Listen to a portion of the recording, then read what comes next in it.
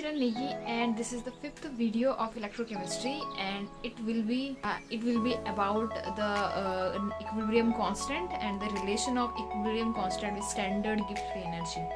So far we have seen the fourth topic from the electrochemistry. First was introduction of electrochemistry. Second is galvanic cell or voltaic cell. How we have seen how it function and it's working. Third one is electrode potential, and the fourth is Nernst equation. So today we will go about equilibrium constant. So let's see. Equilibrium constant को समझने से पहले देखते हैं कि equilibrium होता क्या है. इसके लिए हमें एक एग्जांपल लेना पड़ेगा एक सेल का. तो हम लोगों ने गैल्वेनिक सेल पढ़ा है, उसी के एग्जांपल से इसको समझते हैं. गैल्वेनिक सेल जो होता है उसका एक अपना स्पेसिफिक सेल रिएक्शन होता है जिससे कि इलेक्ट्रॉन रिलीज होते हैं और गेन होते हैं, जिससे इलेक्ट्रिसिटी का फ्लो आता है. कुल मिला के गैल्वेनिक सेल जो होता है वो इलेक्ट्रिसिटी प्रोड्यूस करता है केमिकल रिएक्शन की हेल्प से. पर क्या ये रिएक्शन हमेशा चलती रहती है? ये क्वेश्चन है आपके लिए. ये सेल रिएक्शन हमेशा चलती रहेगी या कुछ टाइम के बाद इसमें कोई ना कोई अड़चन आएगी, रुकेगी ये सेल रिएक्शन? तो इसका आंसर है कि ये कुछ टाइम के बाद रुकेगी. अब मैं आपको ये समझाती हूँ क्यों रुकेगी. गैल्वेनिक सेल में दो इलेक्ट्रोड होते हैं, one is cathode and other is anode. Cathode पे मेटल का लगातार डिपोजिशन होता जाता है और वो रॉड जो होती है कैथोड पे जो इलेक्ट्रोड होता है वो लगातार क्या होता है, मोटा यानी थिक होती जाती है, साइज बढ़ता जाता है. लेकिन एनोड में इसका ऑपोजिट होता है, वहां से मेटल जो होता है वो आयन के फॉर्म में रिलीज होता जाता है और वो सिकुड़ता जाएगा यानी कम होता जाएगा. एक टाइम ऐसा आएगा जब सेल रिएक्शन जो होगी वो क्या हो जाएगी, स्टॉप हो जाएगी. तो जब ये प्रोसेस होना स्टार्ट होता है, जब सेल रिएक्शन जो होती है वो डिक्रीज होना स्टार्ट होती है, उसका जो रेट होता है वो घटना स्टार्ट होता है, तो उसका इलेक्ट्रोड पोटेंशियल भी क्या होता है, कम होता जाता है. और एक ऐसा टाइम आता है जब सेल रिएक्शन खुद को मेंटेन करने के लिए बैकवर्ड की तरफ चलने लग जाती है. तो एक ऐसा टाइम आएगा जब rate of forward reaction equal हो जाएगा किसके, रेट ऑफ बैकवर्ड रिएक्शन के. तो आप लोग केमिकल काइनेटिक्स से ये चीज कभी पढ़ी होगी आपने कि इक्विलिब्रियम वो फेज होता है किसी भी रिएक्शन का जब उसके अंदर की फॉरवर्ड रिएक्शन यानी जो आगे की तरफ चल रही है, जो कि नॉर्मल सेल रिएक्शन थी, और बैकवर्ड रिएक्शन क्या होती है, उसी सेल रिएक्शन को मेंटेन करने के लिए रिएक्शन अपोजिट चलने लग जाती है. फॉर एग्जाम्पल जिंक जो था वो Zn से Zn+2 की तरफ जा रहा है, तो इसका जो बैकवर्ड होगा वो Zn+2 से Zn की तरफ जाएगा, यानी जस्ट ऑपोजिट, प्रोडक्ट से रिएक्टेंट की तरफ. तो इस टाइम पे, इस कंडीशन पे जब फॉरवर्ड रिएक्शन और बैकवर्ड रिएक्शन दोनों का रेट यानी एक तरह से स्पीड वो इक्वल हो जाएगी, उसको इक्विलिब्रियम कहते हैं. उसको क्या कहते हैं, इक्विलिब्रियम. क्योंकि लगातार जो है वो सेल रिएक्शन घटती जा रही थी, तो उससे इलेक्ट्रोड पोटेंशियल पे भी कोई फर्क पड़ेगा, यानी सेल के ईएमएफ पे भी कोई फर्क पड़ेगा. तो वो लगातार डिक्रीज होते होते हुए एक पॉइंट ऐसा आता है कि वो जीरो जाता है, और वो पॉइंट जो होता है वो इक्विलिब्रियम होता है. इक्विलिब्रियम पे यानी कह सकते हैं कि इक्विलिब्रियम पे जो सेल का ईएमएफ होता है, क्या होता है, ईएमएफ यानी इलेक्ट्रोमोटिव फोर्स, जिसको हम लोग electrode potential, total electrode potential कह देते हैं, उसकी वैल्यू क्या हो जाती है, जीरो. ये बहुत ही इंपॉर्टेंट है कि इक्विलिब्रियम पे सेल पोटेंशियल जो होता है वो जीरो होता है, यानी ईएमएफ ऑफ द सेल क्या होता है, जीरो होता है. इसी को इक्विलिब्रियम कहते हैं, और यहीं से हम लोग इक्विलिब्रियम कांस्टेंट जो होता है उसको जानेंगे. तो इक्विलिब्रियम कांस्टेंट को जानने से पहले हमें नर्नस्ट इक्वेशन को दोबारा से रिकॉल करना पड़ेगा. आप लोगों को फॉर्मूला याद होगा, क्या था उसका फॉर्मूला, कुछ इस तरह से, राइट. तो अगर हमने एक मेटल सपोज किया है M नाम से और हम उसका रिडक्शन करके हम उसके लिए नर्नस्ट इक्वेशन बनाए, तो कुछ इस तरह से बनेगी. हमारे पास नर्नस्ट इक्वेशन आ गई. क्या हम इसको ऑक्सीडाइज स्टेट और रिड्यूस स्टेट के फॉर्म में लिख सकते हैं? तो कोई भी जो रिडक्शन वाली रिएक्शन है तो उसमें क्या होगा, oxidise state plus number of n electron वो गेन करके क्या बना रहा होगा, M मेटल बना रहा होगा जो कि सॉलिड फॉर्म में होगा. तो इसके लिए इसी के लिए अगर हम रिड्यूस स्टेट और ऑक्सीडाइज स्टेट लिखेंगे तो कैसे लिखेंगे, oxidise state plus n e electron arrow करके क्या बन जाएगा हमारे पास, रिड्यूस स्टेट. तो ऑक्सीडाइज स्टेट से रिड्यूस स्टेट बन रहा है. तो हम इसके लिए नर्नस्ट इक्वेशन लिखते हैं जो कि कुछ इस तरह से होगी. क्लियर हो गया. इसी से हम लोग इक्विलिब्रियम कांस्टेंट को डिराइव करेंगे इसी फॉर्मूले से. अगर हम लोग इक्विलिब्रियम की कंडीशन ले, इक्विलिब्रियम कांस्टेंट हमें कब मिलेगा, इक्विलिब्रियम की कंडीशन में. इक्विलिब्रियम में हमें क्या है, स्पेसिफिक पता चलता है दैट ई सेल की वैल्यू क्या होती है, जीरो. ई सेल की वैल्यू जीरो होती है, ये मैं अभी क्लियर कर चुकी हूँ कैसे होती है. तो इसको हम लोग फॉर्मूले में रखेंगे, तो हमारे पास यहाँ से फॉर्मूला बन जाएगा 0 equals to E not cell minus 0.0591 upon n log reduce state upon oxidise state. क्या बन जाएगा? Reduce state upon oxidise state. यहां से हमारे पास फॉर्मूला बन गया। इस फॉर्मूले को अगर हम पीछे का पार्ट जो माइनस में उसको आगे लेके जाए तो हमारे पास क्या बन जाएगा? That is E not cell equals to 0.0591 upon n log reduce state upon oxidise state. So हम इक्विलिब्रियम कांस्टेंट को इसी फॉर्मूले से डिराइव करेंगे। तो इक्विलिब्रियम कांस्टेंट के लिए पहले हम लोग एक रिएक्शन सपोज करते हैं जो इक्विलिब्रियम में है। ये यही रिएक्शन जो हमने ऊपर ली थी, that is m n plus n electron arrow करके n metal in solid form. इसी रिएक्शन को हमने मान लिया कि इक्विलिब्रियम में है। तो इसके लिए अगर हम लोग ननेस्ट इक्वेशन बनाए तो कैसे बनेगी? That is E cell equals to E not cell minus 0.0591 upon n log m जो कि सॉलिड फॉर्म में होगा upon m n plus that is aqueous form में होगा। तो ये हमारी क्या होगी? ननेस्ट इक्वेशन आएगी। अब हम सपोज करते हैं कि ये रिएक्शन हमारे इक्विलिब्रियम में। तो इक्विलिब्रियम में होता क्या है? इक्विलिब्रियम में जो ई सेल की वैल्यू होती है वो क्या होती है? 0। और ये फिर कुछ इस तरह से आएगी कि ई नॉट सेल इक्वल्स टू क्या हो जाएगा? 0.0591 upon n log m upon m n plus. को इस तरह की रिएक्शन आ गई। अब यहाँ से पहले हम लोग इक्विलिब्रियम कांस्टेंट को ढूंढते हैं कि उसका जनरल फॉर्मूला क्या होता है।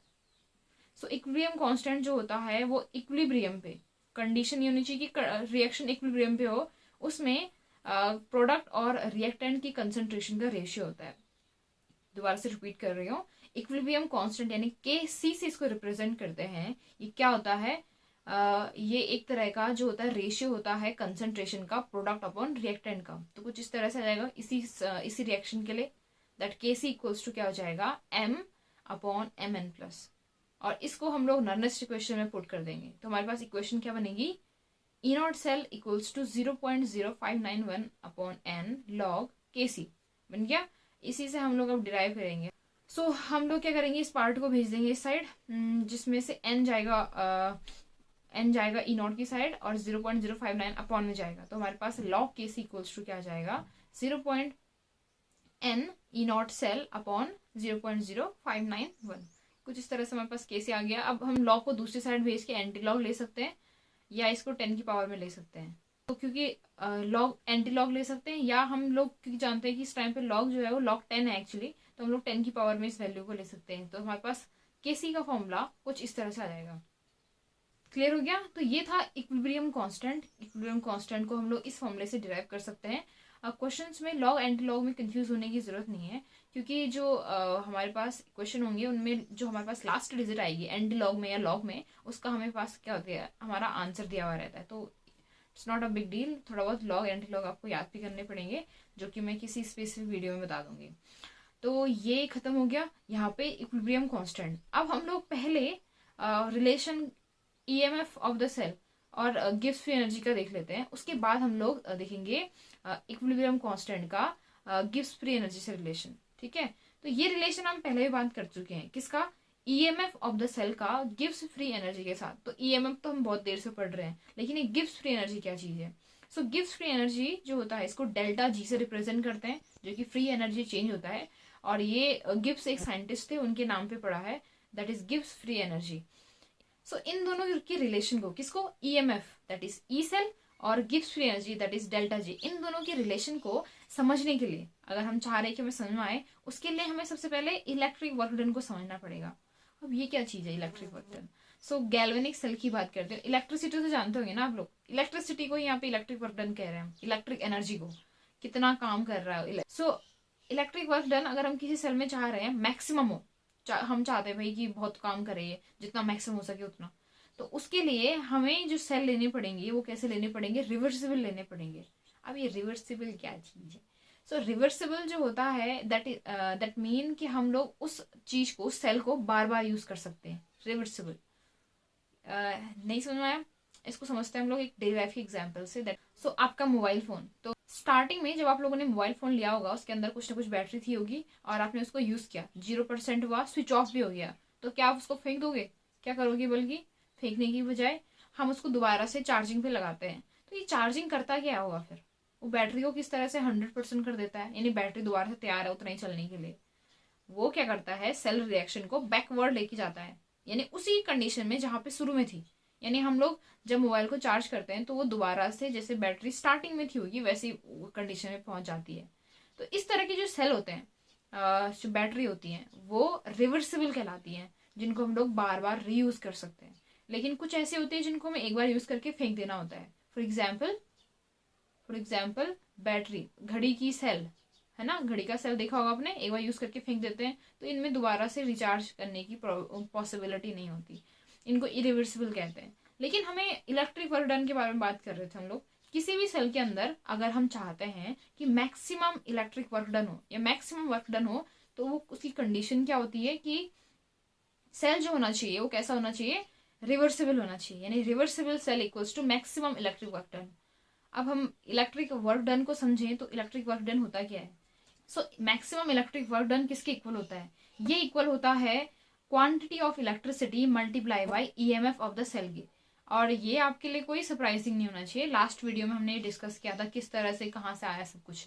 So maximum electric work done equals to क्या होगा, quantity of electricity multiply bye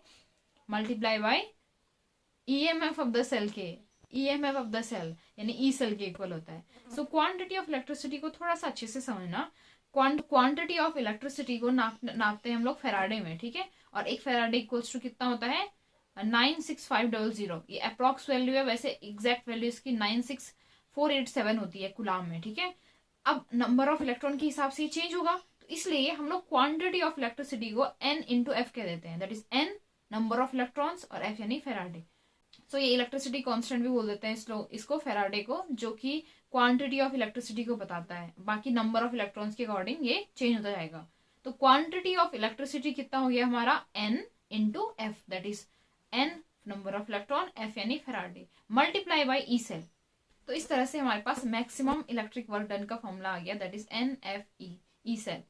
clear हो गई बात। तो ये हमारे पास फॉर्मूला आया इलेक्ट्रिक वर्क डन का। यहाँ से आते हैं गिब्स और हेल्महोल्ट्ज, वो कुछ नया स्टेटमेंट देते हैं इंडिपेंडेंटली। ध्यान देना, इंडिपेंडेंटली, इन दोनों का आपस में कोई काम नहीं कर रहे होते हैं, बल्कि इंडिपेंडेंट स्टेटमेंट आता है। एक बात को पॉइंट आउट करते हैं ये, दैट जो किसी भी सेल की या सिस्टम के अंदर की जो एनर्जी होती है या इलेक्ट्रिक एनर्जी होती है, जिसको हम लोग इलेक्ट्रिक वर्क डन कहते हैं, किसके इक्वल होता है, फ्री एनर्जी डिक्रीज के, उस सिस्टम के फ्री एनर्जी डिक्रीज के, जिसको हम लोग गिब्स फ्री एनर्जी डिक्रीज भी कहते हैं।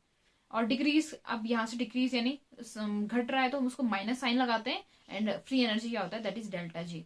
तो इस तरह से maximum electric work done equals to क्या हो जाएगा, माइनस डेल्टा जी। ये गिब्स और हेल्महोल्ट्ज ने बात कही थी अपने स्टेटमेंट में। तो उस तरह से हमारे पास माइनस डेल्टा जी का फॉर्मूला भी आ गया, क्योंकि वो मैक्सिमम इलेक्ट्रिक वर्क डन के इक्वल है, जिसका फॉर्मूला भी हमने डिराइव किया। Then minus delta G equals to क्या हो जाएगा, quantity of electricity into EMF of the cell, यानी minus delta G equals to NFE cell.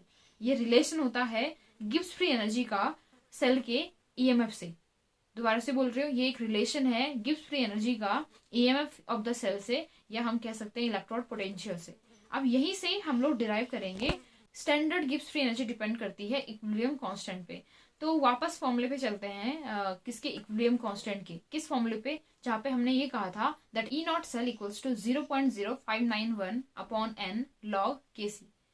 यहाँ पे जो 0.0591 होता है वो कहाँ से आता है, अगर आप लोगों को याद हो, that is equals to 2.303 RT upon F के इक्वल होता है, ठीक है, जिसमें टेम्परेचर हमने 298 केल्विन लिया था, बाकी R और F तो कांस्टेंट होते हैं।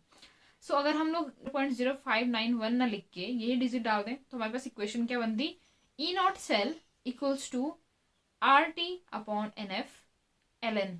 ln क्यों लिख रही हूँ मैं, क्योंकि मैंने 2.303 को काउंट नहीं किया है, तो वो किस में चेंज आएगा, log 10 ln में चेंज होएगा, ln या इसको log e कह देते हैं। तो हमारे पास जो फॉर्मूला बन जाएगा that is E not cell equals to RT upon NF ln Kc। Clear है। यहाँ पे मैं NF को दूसरी साइड ले आऊं तो क्या बन जाएगा, NF E not cell equals to RT ln Kc। Clear हो गया। अब ये NF ई नॉट सेल कुछ याद आ रहा है आपको, अभी जस्ट देखा हमने ये देखा था that is minus delta G equals to NF E cell. तो NF ई नॉट सेल में क्या चेंज आएगा, स्टैंडर्ड कंडीशन तो जुड़ रही है, तो इस बार हमारा गिब्स फ्री एनर्जी चेंज हो जाएगा, वो स्टैंडर्ड कंडीशन में जाएगा, यानी NF E not cell equals to minus delta G not. Minus delta G not, repeat कर रही हूँ मैं, नॉट मतलब स्टैंडर्ड कंडीशन। तो यहाँ पे हम लोग लिख सकते हैं इस इक्वेशन को कैसे, that is delta G not minus delta G not equals to R T L N K C, या that is delta G equals to minus R T L N K C. ये relation हो गया equilibrium constant का standard Gibbs free energy के साथ, ठीक है, standard Gibbs free energy के साथ। और यही था हमारा आज का लास्ट रिलेशन। और इन केस कोई चीज समझ में ना आई हो तो you can ask me through the comments, और बाकी मिलते हैं नेक्स्ट वीडियो में।